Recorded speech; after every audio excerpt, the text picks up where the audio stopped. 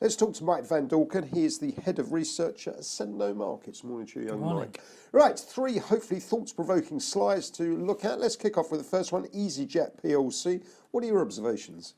Well, we're looking for that support level to hold up around 1550, 1560. The recent rally there, the sharp jump higher, was on the back of its own Q3 results. The sell-off was more, some brokers turning a little less positive, probably talking about a few downgrades across the sector.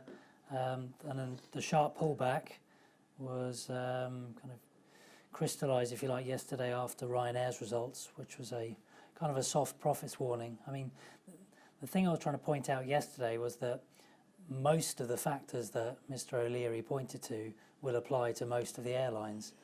But in terms of costs, he's only just starting to negotiate with unions, whereas, someone like easyJet has a better relationship. So in terms of, there's less chance of cabin strikes being an issue for easyJet, whereas for Ryanair, there's still the possibility. Right. High fuel costs, air traffic control problems in Europe, those things will still apply.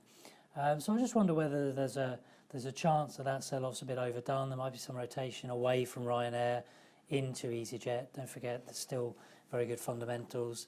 The month in, month out, the passenger numbers, the load factors are all very strong from both airlines. But I think there might be a bit more upside in terms of easyJet versus Ryanair, so potential for it to outperform. So potential to go back towards the recent highs, the top end of that recent sideways move that goes back to January. Understood. Okay, let's move on to Hayes PLC. What are you thinking here?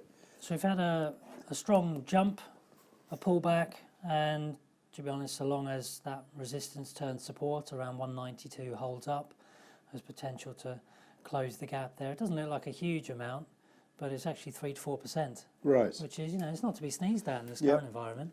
And if it does go on to revisit the highs, or even go back to that rising ceiling even higher, you could be looking at, something high single-digit percentage return is not to be sneezed at. The recent trading update was solid.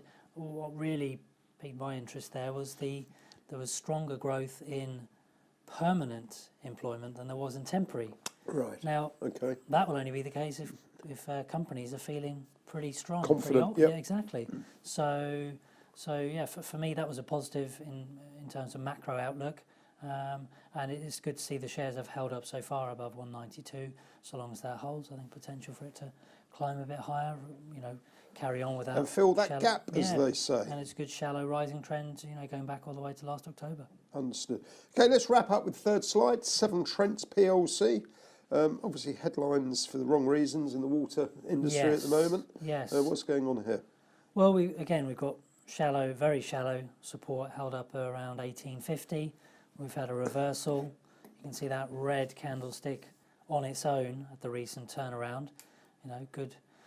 A good bullish indicator there. We've not probed any lower, and I think that the reversal there must be close to 5 or 6 days. That's a good sign in itself. Yes, we have falling highs, but we also have rising lows. Again, potential for a rally back to the trend line of Which is falling above highs £20, around, right? Yeah, 20, 25 thereabouts. A pound or so on a £19 stock is, again, not to be sneezed at. Yep. Regulation is always an issue in this industry, but these guys are all paying very, very generous dividends. Yep. In some cases, some argue it's too generous. Yep. Is it sustainable? But for the moment, that may be an issue if you're taking a position over the next 12 months. But in terms of a short-term trade opportunity and looking for something like a 5% return, I don't think that's going to be very tasty. Yeah, exactly. And to wrap up, FTSE 100. Yeah, we're knocking back on 7,700 when I left. Good sign. It was a weak start to the week, poor start to the week on the usual jitters. I think markets are actually, despite all the concerns about Trump having a go at Iran, although I wonder whether that's just a distraction from Russia. The trade war concerns are still there, but markets seem to quite like the fact that China's happy to chuck a load of money at the problem and effectively easing policy, which is great for much of the FTSE, especially the likes of the miners. And good UBS results this morning, has good read across to the banks. So, a lot of the usual suspects that the clients are like, all trading nicely positively.